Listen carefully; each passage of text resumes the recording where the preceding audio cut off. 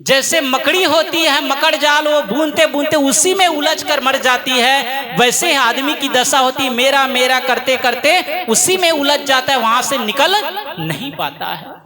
संत जन कहते तुम्हें जीना कैसे है। एक राजा हुए हैं निर्मोही राजा, आप सब कभी सुने होंगे कि निर्मोही राजा। तो उनका एक बेटा था राजकुमार।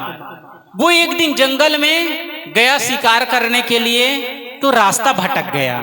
रास्ता वो जाते जाते जैसे श्री राम वो स्वर्ण मृग के पीछा करते करते बहुत दूर चला गया था, वैसे वो राजकुमार शिकार की तलाश करते करते बहुत दूर चला गया और रास्ता भटक गया।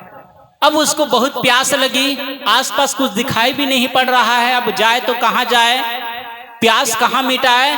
तो और बहुत दूर चलने पर देखता है एक संत की कुटी है, एक संत की कुटी, एक झोपड़ी बनी हुई है। तो उधर ही जाता, शायद यहाँ कोई हो तो मुझे पानी मिल जाए।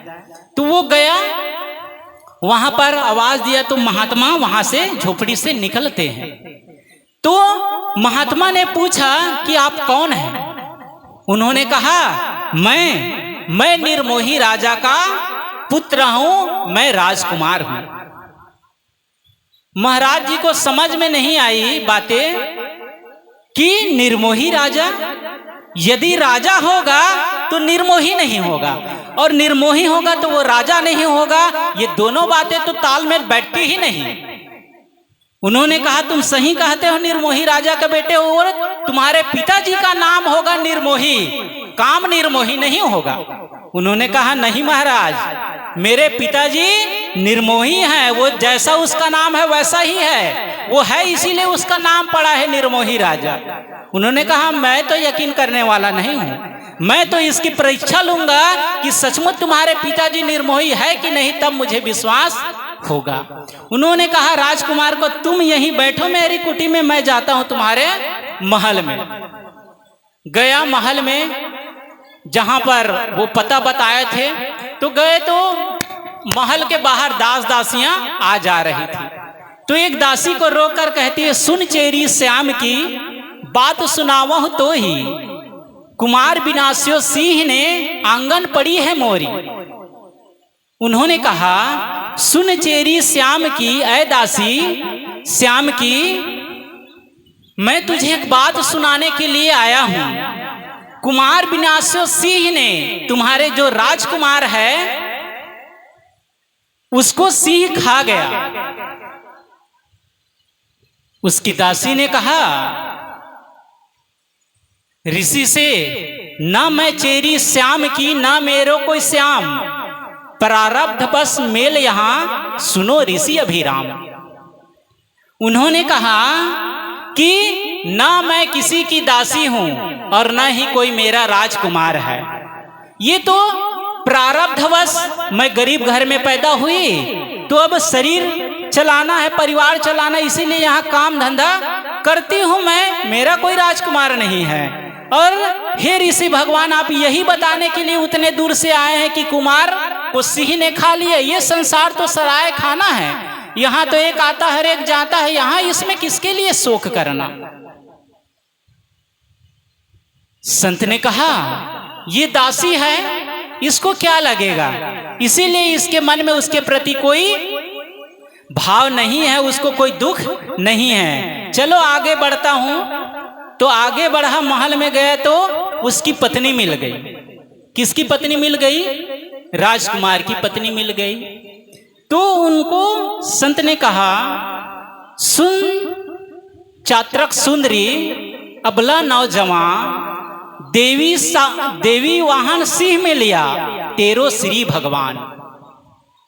उन्होंने कहा सुन चातक सुंदरी, ऐ सुंदरी, तुम्हारे पति को देवी के वाहन सिंह मिल गया और वो उसे खा गया।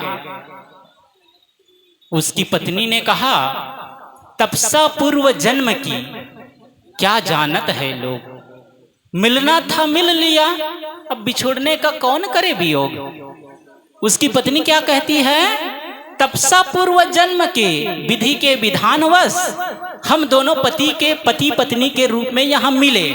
अब जब तक संयोग था, अब बिछुड़ गए, चल दिए। कोई एक साथ थोड़े कोई पति पत्नी जन्म लेता है, एक साथ मरता है। कभी पत्नी अलग पहले चली जाती, कभी पति चला जाता है पहले। तो मेरे पति जी को देवी के वहां सिंह खा गया, उसमें कौन शोक करने की बात है। संत ने कहा ये भी बड़ा पत्नी है, इसको भी कोई उसके लिए मोह ममता नहीं है।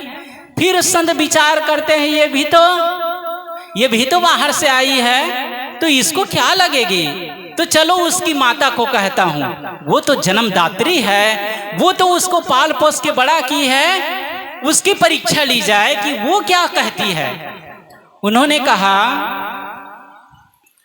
कि ऐ रानी, तुम्हारे जो राजकुमार था, सुन रानी विपद की असुत खायो मृगराज, मैंने अन्न जल न किया यही मृतक के काज। क्या कहते हैं, सुन रानी विपद की, ऐ रानी तुम्हारे ऊपर बहुत बड़ी विपत्ति आ गई है, तुम्हारे पुत्र को मृगराज खा गया है। शिकार करने गया था, वो मृगराज सिंह खा गया, और मैंने वो समाचार बताने के लिए बिना अन्न जल किए तुमको समाचार देने के लिए यहाँ आया हूं। मैंने अन्न जल ना किया यही मृतक के काज, मैंने अन्न जल भी नहीं किया, तुमको संदेश देने के लिए आया हूं। तब राजकुमारी कहती है, उसकी मां कहती है, वृक्ष एक डाली घनी, पंछी बैठे आए, यह पार्टी पूरी भई, उड़ी उड़ी चहुदिस जाए। ऐ महात्मा, कि ये पूरा संसार एक विशाल वृक्ष है, और डाली रूपी ये परिवार में आकर हम मिले हैं। पंछी बैठे आए, और एक एक सदस्य वो पंछी के समान है, जिसमें बड़ा वृक्ष हो, और रात में पक्षी आकर वहां विश्राम करने के लिए बैठता है। वैसे ही हम लोग ये संसार में आए, एक दूसरे से थोड़ी देर के लिए मिले। अब यह पार्टी पूरी भई, उड़ी उड़ी चहुदिस जाए। अब जिसको जाने का समय आ गए वो चल देता है, उड़ जाता है ये संसार रूपी वृक्ष से। अब इसमें क्या शोक मोह करना, इसमें क्या दुख मनाना, जाना था चल दिया, अब इसके लिए क्या आश्चर्य करना। वो तो बड़ा आश्चर्य होता है, मां होकर ये ऐसा कहती है, तो जब मां ऐसा है तो राजा कैसे होगा, जो निर्मोही राजा है वो कैसे होगा। चलो उसके पास चलते हैं। उन्होंने कहा राजा के पास जाकर, उठो राजा विपद की पल पल जात घड़ी, उठो राजा विपद की पल पल जात घड़ी, सुत खायो मृगराज मोरे आंगन है पड़ी। उन्होंने कहा ऐ राजा उठो, समय पल पल बीता जा रहा है, तुम्हारे पुत्र को शेर खा गया है और मेरे आंगन में पड़ा हुआ है। उन्होंने कहा, उसके पिता ने कहा, तपसी तब क्यों छोड़िया, तपसी तब क्यों छोड़िया, यहां जरा नहीं है शोक, सभी संसार सराय है, सभी बटाऊ लोग। उन्होंने कहा हे संत भगवान, आप ध्यान साधना छोड़ करके उतने दूर से चल के आए, अब फिर आपको जाना पड़ेगा, तो आपको दिक्कत हुई, आपकी साधना में बाधा हुई। यह संसार सराय है, सभी बटाऊ लोग। ये संसार कैसा, ये सराय खाना है, जैसे मुसाफिर खाना होता है, ये पूरा संसार मुसाफिर खाना है। जो लोग हैं यहाँ सभी बटाऊ लोग, सब रास्ते में मिले हुए लोग हैं, तो एक दूसरे से मिलना और बिछुड़ना तो ये संसार का स्वभाव है। इसमें कैसा शोक और कैसा दुख। खा गया पुत्र को, इतने दिन के लिए वो हमारे पास आया था। जब पिता के बात, राजा की बात सुनकर उन्होंने कहा, राजा आप धन्य हैं, आप तो निर्मोही हो ही, लेकिन आपने अपने प्रभाव से पूरी प्रजा और अपने परिवार को निर्मोही बनाकर रखा है। मैं तो परीक्षा लेने के लिए यहाँ आया। तुम्हारा पुत्र जीवित है, तुम्हारे पुत्र जीवित है, उसको कोई शेर सियार नहीं खाया है। तुम्हारे पुत्र ने कहा कि मैं निर्मोही राजा का बेटा हूं, तो मैं परीक्षा लेने के लिए आया था। तुम धन्य हो और यहाँ के पूरी प्रजा, तुम्हारा परिवार धन्य है कि सब तुमको देखकर ये प्रेरणा लेते हैं कि सब निर्मोहता का व्यवहार करते हैं। हम सबको भी ऐसे ही व्यवहार करना है कि हम कितना भी रोए धोए तो कोई रुक सकता है क्या? कोई रुक सकता है क्या जाने वाला? कोई रुकने वाला नहीं। जितने दिन के लिए आए हैं उसको जाना ही है। यहाँ सब मुसाफिर है, ये सब संसार सराय खाना है, यहाँ स्थायी रहने के लिए कोई नहीं है। इसलिए जो व्यक्ति जानता है यहाँ स्थायी कुछ भी नहीं, सब आने के लिए ही जाए, सब जाने के लिए ही आए हैं, तो उसका व्यवहार तो सबसे अच्छा होगा। वो कहाँ मोह ममता करेगा, वो कहाँ मेरा मेरा करके बंधन बनाएगा, कहाँ लड़ाई झगड़ा करेगा, कहाँ बेईमानी करेगा, कहाँ झूठ बोलेगा। जब जाना ही है तो फिर पाप की कमाई करके क्यों जाना? जब जाना ही है यहाँ से तो क्यों अपने जीवन को दुखमय बनाकर जाना? अब तो एकदम ऊपर उठकर जीना है। जब किसी का शरीर छूट जाता है तो क्या कहा जाता है? किसी का शरीर छूट जाता है तो क्या कहा जाता है? क्या कहते हैं लोग? 4 लोग कंधे में उठाए रहते हैं और क्या कहते हैं? राम नाम सत है और सबका यही गत है। अब उसको कहीं भोज भंडारा हो, वहां जाके कोई कह दे कि राम नाम सत्य है तो लोग क्या कहेंगे? उसको खदेड़ के भगाएंगे, तू अशुभ बातें करते हो, तुमको देखते नहीं यहाँ भोज भंडारा हो रहा है, यहाँ मांगलिक काम हो रहा है और तुम यहाँ आकर राम नाम सत्य है कहते हो। चलो भगो यहाँ से। अब राम नाम सत्य है कहना कोई गलत बात है, अशुभ बात है? राम नाम सत्य है कहना कितना शुभ है। राम का नाम, भगवान का नाम, परमात्मा का नाम ही सत्य है, बाकी असत्य है, ये इसमें संदेश दिया गया है। अब इसमें अशुभ वाली क्या बात है? तो लोग वो सुनना ही नहीं चाहते, वो मन में चिंतन करना तो दूर की बात, वो सुनना ही नहीं चाहते कि कोई कह दे कि राम नाम सत्य है। अशुभ हो जाएगा, अशुभ कुछ भी नहीं होगा। यदि राम नाम सत्य है, उसको जान लिया जाएगा, तब तो शुभ ही शुभ होगा। आदमी क्या कहता है? जब वो सुनने वाला नहीं रहता है, उसको अर्थी में लेटा दिया गया है और ओढ़ा दिया गया और रस्सी से भी बांध दिया गया है कि कहीं भागे ना। रस्सी से भी बांध छान के राम नाम सत्य है करके ले जाते हैं। और राम नाम सत्य है कहते कहते अन्न के दाने फेंके जाते हैं, अन्न के दाने धान फेंका जाता है, लाई फेंका जाता है और कुछ सिक्के भी फेंका जाता है। इसमें कितना बड़ा संदेश है कि वो क्यों फेंका जाता है कि हम उन्हीं चीजों को जीवन भर संग्रह करते रहे, अन्न संग्रह करते रहे, अन्न साथ नहीं गए, अन्न साथ नहीं गए। वो पीछे वाले जो चल रहा है बाराती जनाजे में, उसको कह रहे कि ये अन्न भी साथ में जाने वाला नहीं, उसको भी फेंकते हुए जा रहे हैं।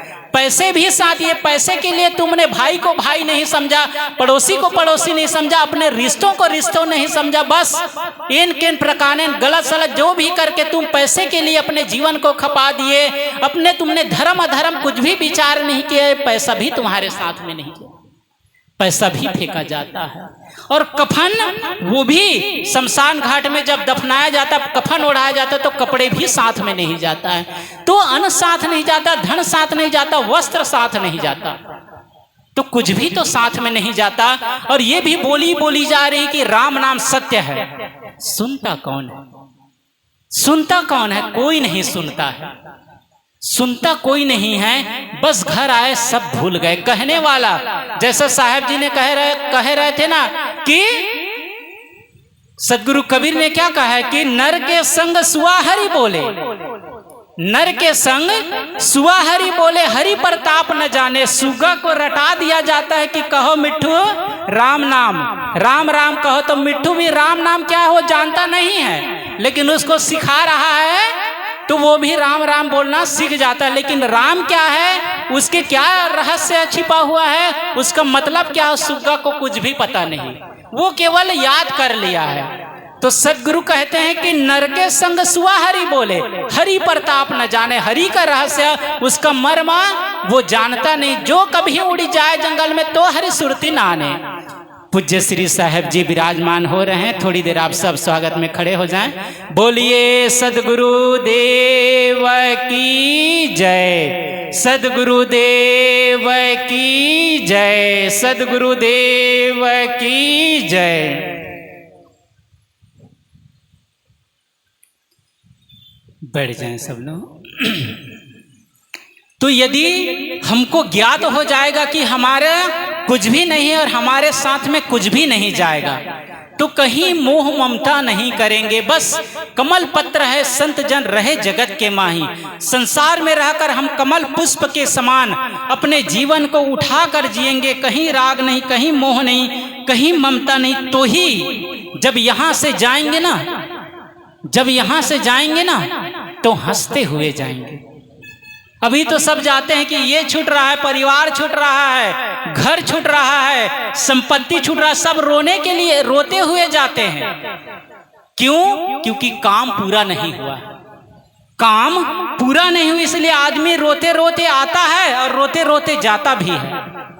आपके खेत की रजिस्ट्री है, आपने खेत लिया है, जमीन लिया है और खेत की रजिस्ट्री है आपके। 4 दिन हो गए कचहरी का चक्कर लगा रहे हैं, किसी दिन कोई बाबू नहीं आया, किसी दिन कोई कर्मचारी नहीं आया, किसी दिन सर्वर डाउन है, किसी दिन कोई अमुक आदमी छुट्टी पर है, तो किसी दिन कोई नहीं आया, कोई नहीं आया। तो आपके जो काम है, जो रजिस्ट्री का काम, वो टलता जा रहा है। वो कहता है कल आइएगा तब हो जाएगा। कल गए तो अमुक आदमी नहीं आया, तो फिर टल गया, फिर आया। अब कल जाते जाते चक्कर लगाते लगाते आप परेशान हो गए, आप बहुत परेशान हो गए कि ये क्या बात है। 4 दिन हो गए कचहरी का चक्कर लगा रहे हैं, अभी तक मेरे खेत की जो रजिस्ट्री है वो पूरा नहीं हुआ।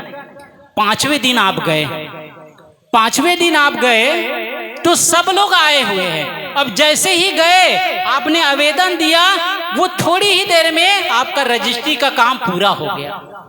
रजिस्ट्री का काम पूरा हो गया तो कितने आपके अंदर उमंग पैदा होता है, कितने आप खुश होते हैं कि 4 दिन से मैं परेशान था, आज वो काम पूरा हो गया। वहीं कचहरी से निकलते हैं, घर में फोन लगाते हैं कि आज पूरा काम हो गया। एकदम खुशी खुशी आप घर उधर से ही मिठाई लेकर घर में आते हैं और सब में मिठाइयां बांटते हैं, क्योंकि आज काम पूरा हो गया। आप खुश रहते हैं।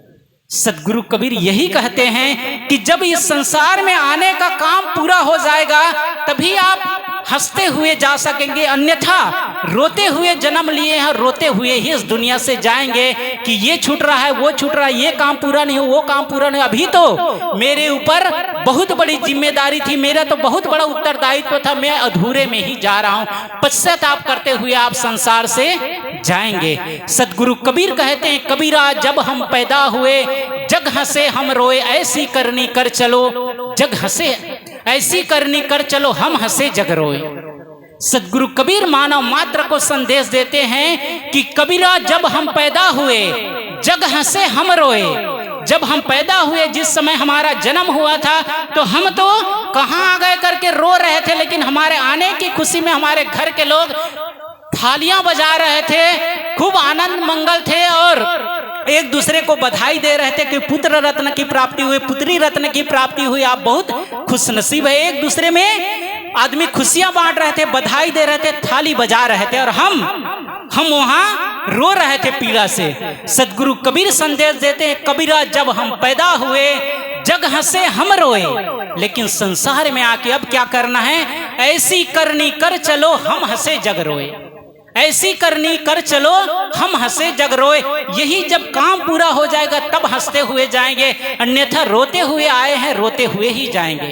किसी का कर्जा रहता है तो किसी ने गाड़ी किस्ती में ली है, अब 10 लाख 15 लाख 20 लाख की गाड़ी लिया है और महीनों महीनों वो किस्ती भर रहा है।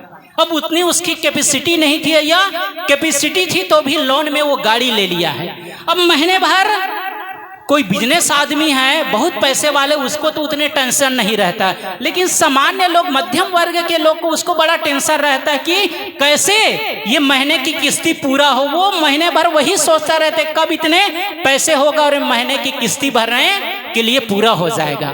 वो मेहनत करता है, कमाता है और किसी प्रकार वो महीने की किस्ती पूरी हो। अब दूसरे महीने पूरा करना उसका टेंशन है। ऐसा करते करते 8-10 साल बीत गया, तब कहीं वो किस्ती पूरा हुआ। जिस दिन वो किस्ती पूरी हो जाएगी, वो आदमी एकदम निश्चिंत होकर सोएगा कि अब सिर में कोई भार नहीं, अब एकदम रिलैक्स हो गए। सदगुरु कबीर ने क्या कहा कि कब मरियो कब पाई हो पूरन परमानंद।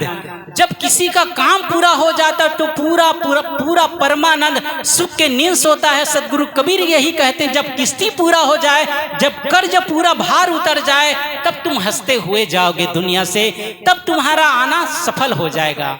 सदगुरु कबीर हम सबको संदेश देते हैं, कबीरा जब हम पैदा हुए, इस एक पंक्ति को ख्याल में रखें, कबीरा जब हम पैदा हुए जग हंसे हम रोए, ऐसी करनी कर चलो हम हंसे जग रोए, हम हंसे जग रोए।